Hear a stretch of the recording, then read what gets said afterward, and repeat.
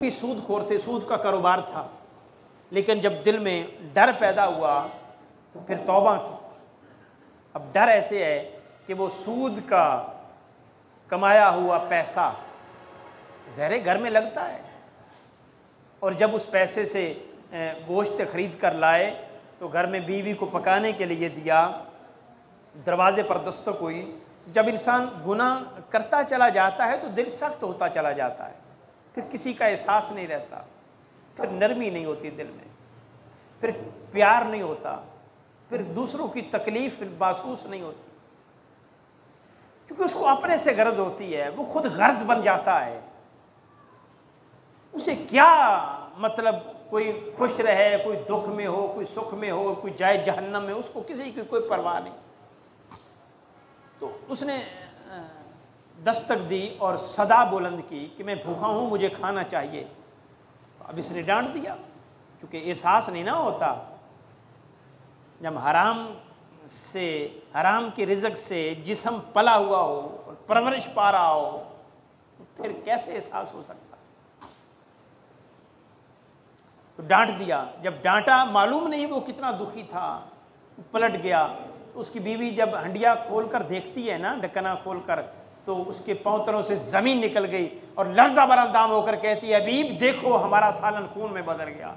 लगता है वो जो आपने सैल को वापस भेजा है, हमारा रब हमसे नाराज हो गया। मेरे आका अलैहिस्सलाम ने फरमाया ना कि सैल का हाथ खुदा का हाथ है। पेशा वर्ग को छोड़कर जो हकीकी हकदार है ना, जरा उसका जो हाथ है वो खुदा का हाथ है। तो हदीस पाक में है कि मैं भूखा था, तूने मुझे खाना ना खिलाया, क़यामत के दिन अल्लाह सवाल करेगा, बारी ताला तू तो इन चीज़ों से पाक है। फरमाया मेरा फलां गरीब बंदा भूखा था, तूने खाना नहीं खिलाया। गोया उसको खाना खिलाते तो मुझे खिलाते, और उसको नहीं खिलाया तो समझो तूने खुदा को नहीं खिलाया। उसकी तकालीफात का इजाला करना खुदा के साथ ऐसा करने के मुतरादिफ था। हालांकि अल्लाह तो पाक है, वो समझाने के लिए ऐसा करता है। लगता है हमारा रब नाराज हो गया। तो जब वो सारा माजरा हबीब अजमी ने देखा, उस वक्त दिल में चोट लगी। कहा कि वाक़यातन रब नाराज हो गया। फिर सच्चे दिल से तौबा की, और अब मज़ीद रब से सुलह करने के लिए हसन बसरी की बस्ती की तरफ निकल पड़े।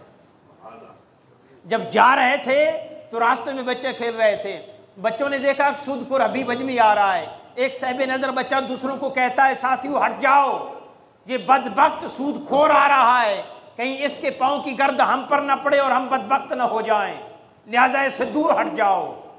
पहले ही दिल पर चोट लग चुकी थी, अब बच्चों की सदा ने मजीद चोट लगाई और कहने लगा, मौला अब हबीब अजमी इतना ही बदबख्त हो गया है कि छोटे छोटे बच्चे पनाह मांगने लग गए।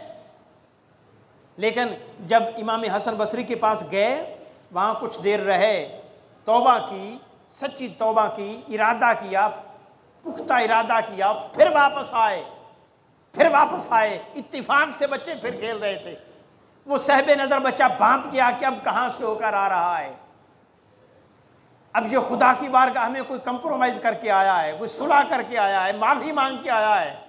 तो अब वही बच्चा कहता है, साथियों हट जाओ, हबीब अजमी तौबा करके आ रहा है, कहीं ऐसे ना हो कि हमारे पांव की गर्द इस पर पड़े और हम बदबख्त हो जाएं। गया था तो बदबख्त था, अब तौबा करके वापस पलटा है तो बदबख्ती खुशबख्ती में तब्दील हो चुकी है।